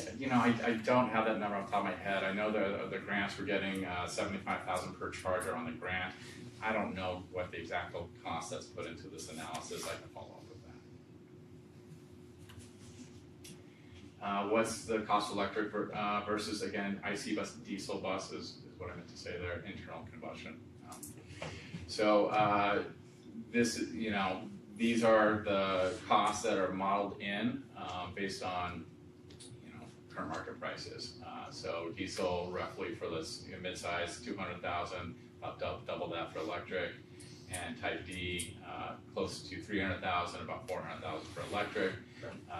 As with electric cars, we and industry experts expect the prices to come down as the technology gets, as you manufacture more and the technology you start getting the advantages of next generation technology.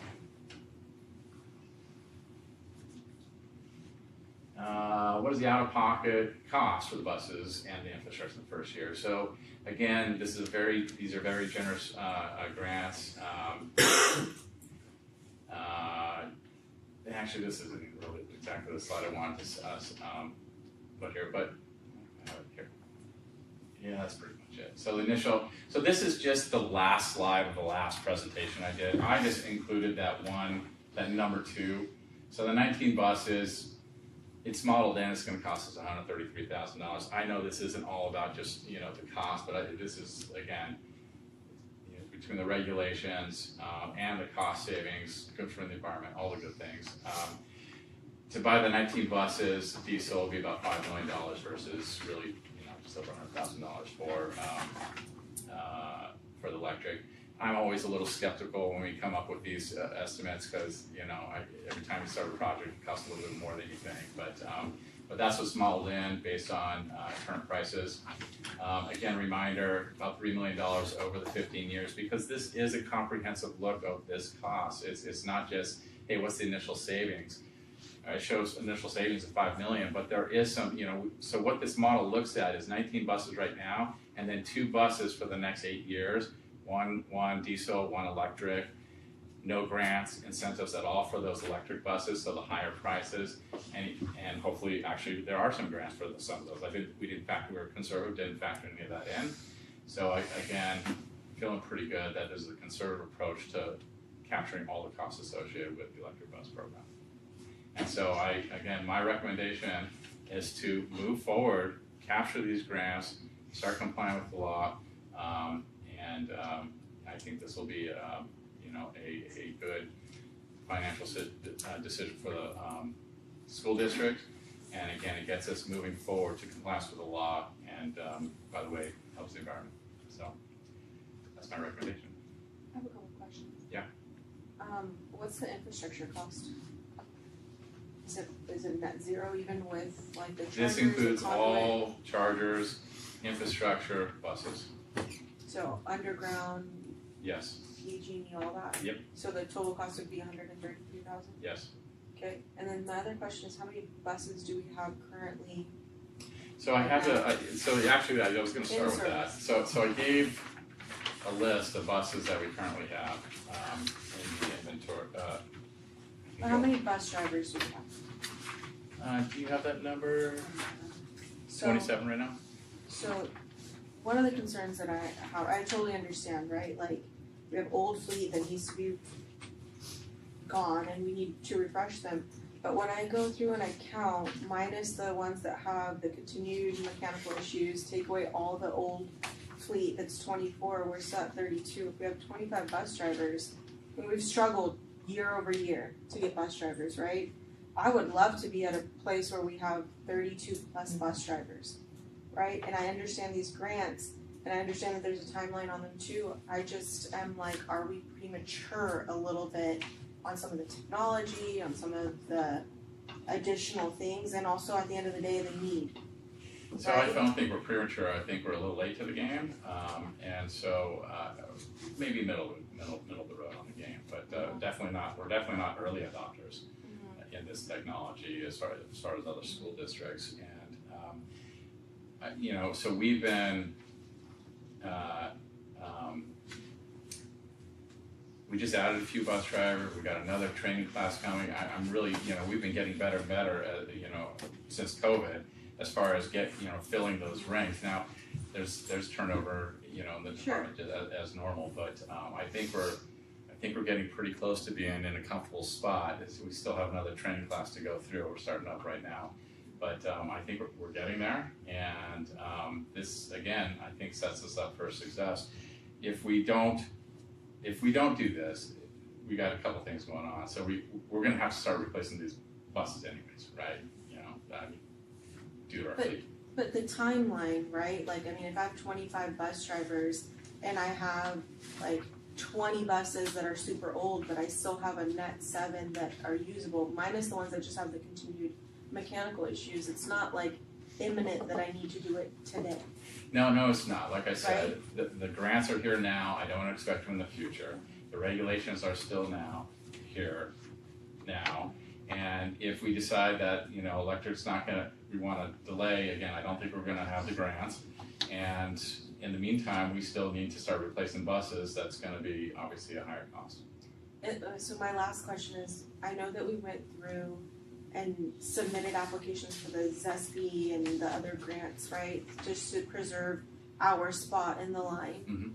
I know you gave a date of January 25th. What is the structure of when things start expiring for us, right? I don't think they all go away on January 25th if they don't get an answer.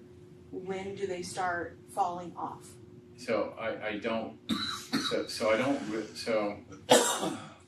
if we don't do it by January 27th, if we don't get that information in, so we won't be complying with the grant. So we'd probably have to reapply, get at the back of the line, and if there's money available, then we'd be able to take advantage of it. If there's not, there's not. So is that a probably or is that a for sure? That's a probably. I don't know. They don't even give us a for sure answer. But we already know that we're not, well, okay, let me think. We aren't sure actually that we're going to get the PG&E grant. We're in line, right?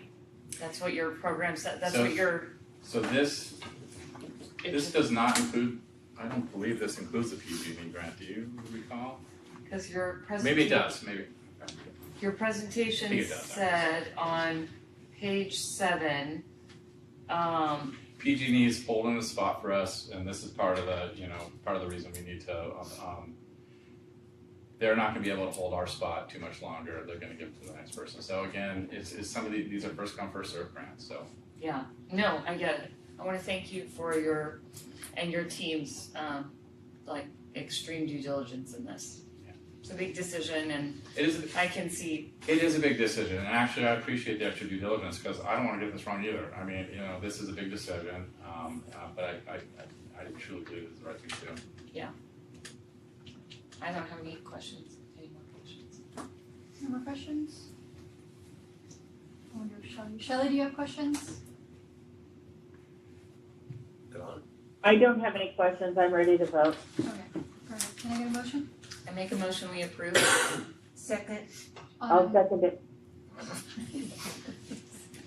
On a motion by member Cianciola, second by member Bonslett. Can I get roll call, please? Member Bonslett? Yes. Member Cianciola? Yes. Member Domi? No. Member Lamb? Yes. Member Pretty? Yes. Member Quilty? Yes. Yes. Motion carries. Perfect. 15, board reports, information discussion. Did the charter schools meet at all? Probably not. Okay. Probably not. Communications, written communications from the public? No. Comments from employee representatives. Who wants to go first? Nobody writes us letters. I think we should start having you guys roll dice. Good evening, Happy New Year. I think I missed your last board meeting, so in December, so that's that.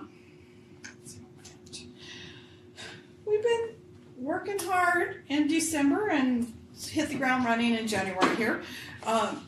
We have come to an agreement on an MOU that's currently in our process, the CSEA process, to address the chartered bus services of issues so that our drivers are honored and making some changes there. And you should have it at your next board meeting because we're hopefully going to ratify it on Thursday if I get it back from CSEA. I preemptively put it on my agenda so that we could do that. So we can get it back as soon as possible. And this week our team met with the district on our on our job description task force, and I'm really happy. We have completed our really first round, and now we're in the negotiation process where when there's some changes, there's sometimes money involved, and so we're looking at that and talking about that at this point. And so hopefully those job descriptions will come to you as well in the very, very near future. We have created 2 new job descriptions. One was a collapsing 2 together, and one is a brand new job descriptions for us. And we've really been, this first round was looking at our site support team. So our campus supervisors, our health aides, our LVN, our library clerks and techs, and I think I'm forgetting one. Oh, our behavioral, that's our behavioral assistant, that'll be one of our new ones. Our libraries, we are collapsing those into one job description because we've determined that basically it's the same work. It just looks a little differently at an elementary school as it does in a high school, but they're all really doing the same thing, just looks a little differently where you're at. So we excited to start our next group, which is going to be our office staff in the sites. That's going to prove to be a little challenging because there's a lot of changes. A lot of our job descriptions, they're from, I think most of them are dated 2000, just straight up 2000, so they're almost 20, they're 25 years old. And they don't really address our needs, and so many of our job descriptions will have a 1 and a 2, and there's like 1 word difference in there. And usually that word's completely irrelevant. It means the same thing, it's just worded differently. So we really want to make sure that either we create a job description, combine them together, or make them separated enough so that there is definitely that separation in the duties from a 1 and a 2. For instance, an admin secretary 1 and an admin secretary 2, their job descriptions, really the main difference is the size of the school that they work at. I mean, the work's still there. The size doesn't always matter. So we're really looking at that and doing our due diligence, looking at other local districts and that sort of thing. And that's really all I have for tonight. So have a great rest of the month. Thank you, Mercedes. Thank you. Probably impressed me.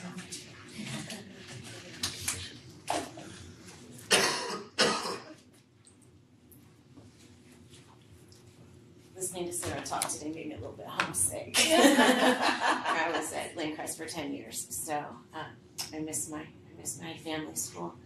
I just wanted to say Happy New Year also. Thanks for all the information today. That was a lot of presentations. I just wanted to talk briefly about the presentation from the CAR group. Substance abuse is a huge issue on our campuses, starting all the way at elementary schools. And so anything that our students can do to help their peers manage the wide variety of substances that are available is a good thing. I hope that someone will sit down with those very well-informed students and maybe take some of their ideas, because if we're going to try to help our kiddos navigate through substance abuse issues, kiddos are the best ones to ask about how that will work for them. Working in my current position at Discovery has really opened my eyes to just how bad the substance abuse problem is with children in our community. Sorry, I got a little lost on that. Thanks again. I just wanted to say it's so great to sit here in the audience and listen to staff members get recognition from their administrators. I love that program. And then just the student showcases have been absolutely fabulous this year. I've learned so many things about the millions of wonderful things that are happening across our district at places that I unfortunately haven't had as many chances to go to as I would like to. So again, I just want to, I've heard many administrators invite you all out to their sites, and I hope you take them up on that, because sometimes as a school board, all you hear are the bad things that are going on. We come to you with our complaints and our concerns, but this really is an amazing school district out here in our little tiny ag city. And there are amazing things that people are doing with kids in all of our positions, classified, certificated, management. We really do have a great district of employees. On that note, I just wanted to touch on the sunshine. The bargaining team has asked me to let you know that they are ready and eager to get to work in the hopes of finishing up a negotiated agreement before the year in which it will come to effect. So we're all highly motivated to do that. I think we have some common ground from that we're starting from this year, and I'm really looking forward to getting that ball rolling and getting it to its destination as soon as possible. And that's it. Oh, one last thing. Thank you for approving those new courses. It's always great to have things that are added for our students in our community that we haven't had before. So thank you so much for that. Thank you. Thank you. Okay, comments from board members? I have one. I have a request actually. I mean, obviously, if the entire board is on board with that, but I'd really like staff to come back to the board about finding funding sources for lights at River Valley. So I would like to encourage the board to really start taking a look at that. It's super dark, and when sports season starts, I think we've had enough community members come to us about, you know, the need, and so I'd really like to explore what options are out there, whether that's grants, whether that's other funding sources that we have, or whether that's just taking a look at what needs to be cut. And I'm one, but the rest of the board can chime in if they're on board with it or not. I agree with that as well. It's been a long time process on that. A lot of promises in the past that didn't come through. I would like to also just reiterate that I think we talked about committees. I know there's something mentioned about curriculum committee that I would love to be on. Just wanted to make sure that you're still moving forward. So they did want to bring that up in terms of generally in the past there's been 3 board members, but there isn't necessarily, but we'll move forward with, because there's at least 1 board member in every committee. So we'll keep moving forward because we are going to start scheduling some of those committee meetings. And then I know you had that request, so Tina will make sure that you're notified of the meet and confirm committee.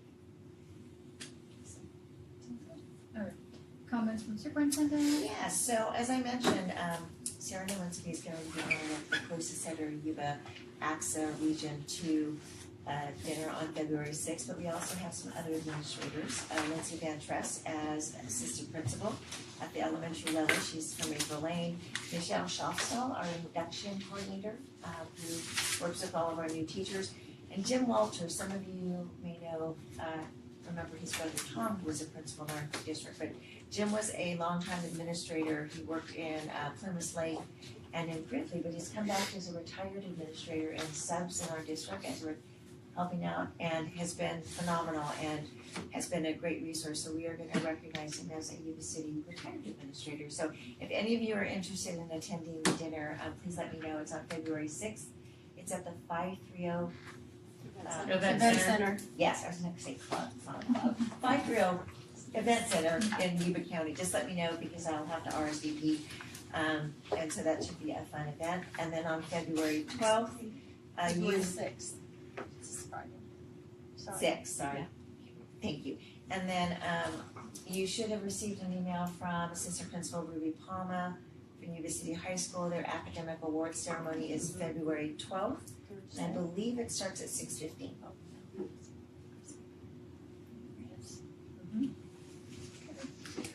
Okay, next board meeting will be on January 27th, open sessions at 7. Can I get a motion to adjourn? So moved. Second.